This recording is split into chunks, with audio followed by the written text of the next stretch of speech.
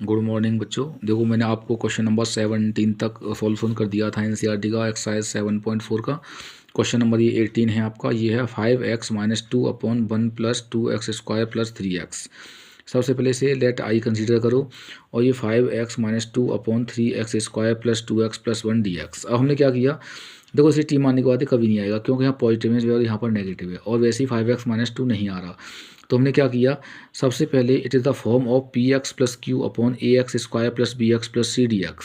यानी एक ऊपर लीनियर इक्वेशन हो और नीचे क्वाड्रेटिक इक्वेशन हो, तो उस अगर टी मानने के बाद ये नहीं आ रहा हो तो हमारे पास एकमात्र यही तरीका रहता है कि जो न्यूमरेटर दे रखा है यानी 5x-2 को लिखो, फिर a, फिर d/dx ax² + bx + c यानी क्वाड्रेटिक इक्वेशन को लिखो, फिर इसमें प्लस b करो।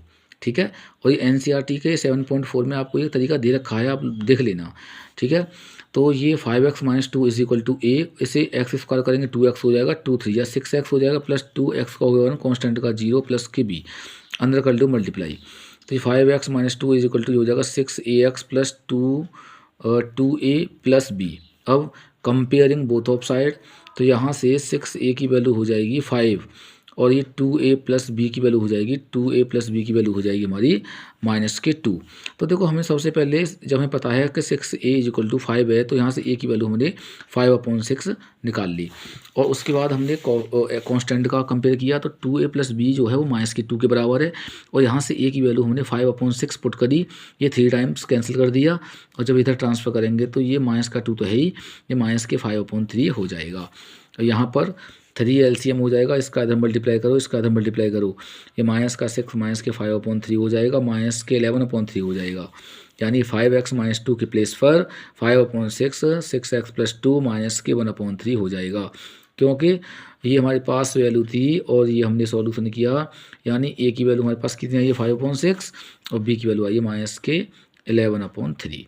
अब देखो हमने हमारे पास 5x-2 जहाँ था, यानी यहाँ 5x-2 था हमारे पास, इसके प्लेस पर हमने ये वैल्यू पुट कर दी, यानी 5/6 और ये 6x + 2 -1/3 और ये 3x² + 2x + 1 dx। अब देखो इसके नीचे इसे अलग करो, इसके नीचे इसे अलग करो, दोनों अलग अलग कर दिया क्योंकि 5/6 बाहर आ गया, और ये 6x + 2 नीचे 3x² + 2x + 1 dx और -11/3 और ये 1/3x² + 2x + 1। अब देखो इसे हमने I1 कंसीडर कर लिया, इसे I2 कंसीडर कर लिया। I1 लिया 5/6 और ये 6x + 2 और नीचे 3x² + 2x + 1 dx। अब देखो इसे हमने t कंसीडर कर लिया, 3x² + 2x + 1 = t, differentiation both of side, तो ये 3x d/dx x² + 2 d/dx x + d/dx 1 = dt/dx। 3 तो है ही हमारे पास, इसका 2x हो जाएगा, इसका 1 हो जाएगा, कांस्टेंट का 0 हो जाएगा, और ये dx = dt। अब देखो अब हमें क्या करना है, यहाँ से हमें क्या मिला, देखो ये दिखाई दे रहा है आपको, ये हो जाएगा 3 2 = 6 और +2 dx, यानी 3 2 = 6 + 2 dx हो जाएगा dt। तो हमने I1 = 5/6 और आपको जो 6x + 2 dx को dt लिख दिया, और इसे हमने t माना था। क्या माना था, देख लो, इसे हमने t माना था, ये 3x² + 2x + 1 ये t हो गया, और 6x + 2 dx हमें हमारा क्या आ गया, dt आ गया। तो यहाँ तो आ गया dt और ये हमने माना t। 1/t का होता है log t, और देखो t की वैल्यू क्या थी, 3x² + 2x + 1 + c, और दूसरा हमने I2 माना था, I2 क्या है 11/3 और 1/3x² + 2x + 1 dx। अब देखो यहाँ कांस्टेंट है, यहाँ क्वाड्रेटिक इक्वेशन है। अब इस वाली इक्वेशन को हम कंप्लीट स्क्वायर मेथड से हल कर सकते हैं क्योंकि ऊपर कांस्टेंट है। तो देखो यहाँ हमने इसे इक्वेशन को नोट किया, 3x² + 2x + 1 = 3 हमने कॉमन लिया, यहाँ बचा x² + 2/3x + 1/3, हमने 2 का मल्टीप्लाई 2 का डिवाइड किया, तो 2 का जब इससे और इससे x को और 2 को अलग रखते हैं, और 2/2 × 3, ये 2 से 2 कैंसिल हो जाएगा 1 टाइम, 1/3 बचा, 1/3 का स्क्वायर जोड़ दिया, 1/3 का स्क्वायर माइनस कर दिया, आगे प्लस की 1/3। अब देखो 3 हमारे पास है ही, a² + b² + 2ab, और ये माइनस के 1/9 प्लस के 1/3, यहाँ तक a + b का होल स्क्वायर प्लस ये 1/3 - 1/9, 3a+b का होल स्क्वायर प्लस यहाँ फ्रैक्शन 9 LCM 3 3 जा 9 और 9 1 जा 9। अब देखो x + 1/3 का होल स्क्वायर प्लस 3 में से बन गया तो 2/9 x + 1/3 का होल स्क्वायर प्लस इसे कर लेना √2/3 का स्क्वायर और x + 1/3 का whole square is equal to x + 1/3 का होल स्क्वायर प्लस √2/3 का स्क्वायर।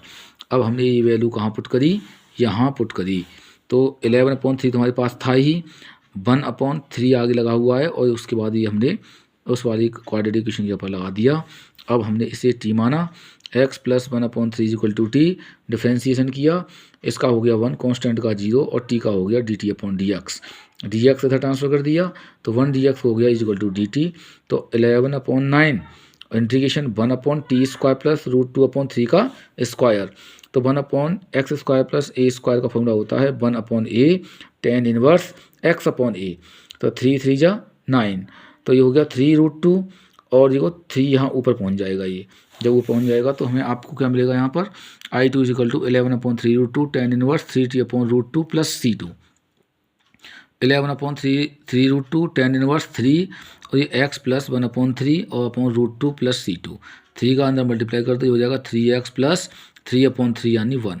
तो यहाँ से आपको I2 मिल गया। अच्छा हमारे पास क्या था, I = I1 - I2 यानी I1 और I2 के बीच में माइनस का साइन था, हमने माइनस का साइन लगा दिया और I1 की वैल्यू ये लगा दी और I2 की वैल्यू हमने ये लगा दी। तो देखो 5/6 log 3x² + 2x + 1 माइनस के 11/3√2 और ये c1 + c2 को हमने c लिख दिया क्योंकि कांस्टेंट है, चाहे c1 - c2 हो या c1 + c2 हो, ये कांस्टेंट है तो c लगा करके इसे छोड़ दिया जाता है। यानी फाइनल आंसर आपका आया 5/6 log 3x² + 2x + 1 minus 1/3√2 tan inverse 3x + 1/√2। Thank you all of you.